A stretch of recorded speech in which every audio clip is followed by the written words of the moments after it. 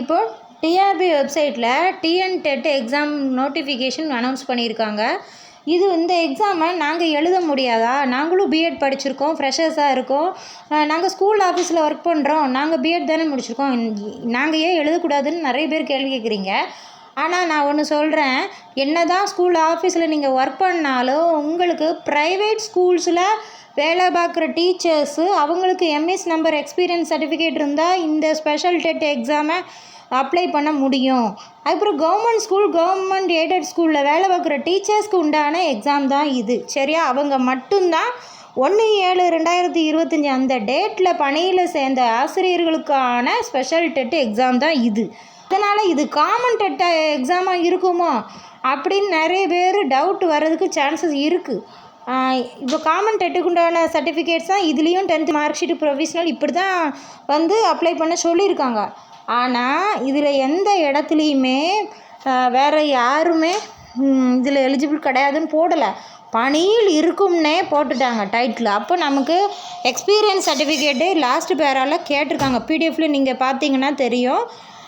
Experience certificate கேட்டிருக்காங்கனாலே வேலையில் இருக்கிற டீச்சர்ஸ்க்கான exam தான். இதை நல்லா அண்டர்ஸ்டாண்ட் பண்ணுங்கள், ராங்காக அண்டர்ஸ்டாண்ட் பண்ணிக்கிறாதீங்க. இந்த ஸ்பெஷல் டெட் எக்ஸாம் முடிஞ்சதுக்கு அப்புறம் தான், இதுக்கு அடுத்து தான் நம்ம காமன் டெட் எக்ஸாம் 2026க்கான அனௌன்ஸ்மெண்ட் வரும். நான் ஏற்கனவே 1 இயராக நான் படிச்சுட்டு இருந்தேன். ஃபஸ்ட் அட்டெம்ப்டில் கிடைக்கும் நான் ரொம்ப நம்பினேன், கிடைக்கல. நான் அதில் படிக்கும்போது சில மிஸ்டேக்ஸ் பண்ணிட்டேன். கடைசி டயத்தில் உட்காந்து படித்தது இது என்னோடய மிஸ்டேக்கு. அதுவும் இல்லாமல் நான் என்னென்ன மிஸ்டேக் பண்ணேன், என்னுடைய நோட்ஸு, மைண்ட் மேப் எல்லாமே டெலிகிராமில் நான் போடுறேன். அதுவும் இல்லாமல் நம்முடைய இந்த லக்ஷ்மி கௌரி சேனலில் ஆல்ரெடி பார்த்துட்ருக்க ஓல்டு வியூவர்ஸ்க்கு தெரியும் நான் என்ன கண்டென்ட்டு போடுவேங்கிறது தெரியும். First health content, cooking content போட்டுட்ருந்தேன். அதுக்கப்புறம் ரியல் லைஃப் ஸ்டோரிஸு, பிரபஞ்சம் பற்றின வீடியோஸ் வரும். தனித்தனி ப்ளேலிஸ்ட்டில் அதெல்லாம் கொடுத்துருக்கேன். பார்க்காத நியூ வியூவர்ஸ் இருந்தீங்கன்னா போய் பார்த்துக்கோங்க. அதுக்கப்புறம் நான் இந்த 2026 டெட் எக்ஸாமுக்கான ப்ரிப்பரேஷன் எகெயின் ஸ்டார்ட் பண்ணிட்டேன். அதனால் நான் எப்படி படிக்கிறேன், எப்படி நோட்ஸ் எடுக்கிறேன் அப்படிங்கிற எல்லா டிப்ஸ் அண்ட் ட்ரிக்ஸையும் நான் இந்த சேனலில் போட போகிறேன், சரியா? ஆல்ரெடி நான் ப்ளேலிஸ்ட் க்ரியேட் பண்ணி வச்சுருக்கேன். அதனால் உங்களுக்கு வாரத்தில் 2 அல்லது 3 வீடியோ வெளிவரும். நெக்ஸ்ட்டு வீக் சாட்டர்டே சண்டேலேருந்து நம்ம லைவ் கிளாஸ் ஸ்டார்ட் பண்ணிடலாம், சரியா? அது மாதிரி கல்விச்சிறகுகள் ஒரு சேனல், 3வது சேனல் தமிழ் இலக்கணத்துக்குன்னே நான் ஸ்டார்ட் பண்ணியிருக்கேன்.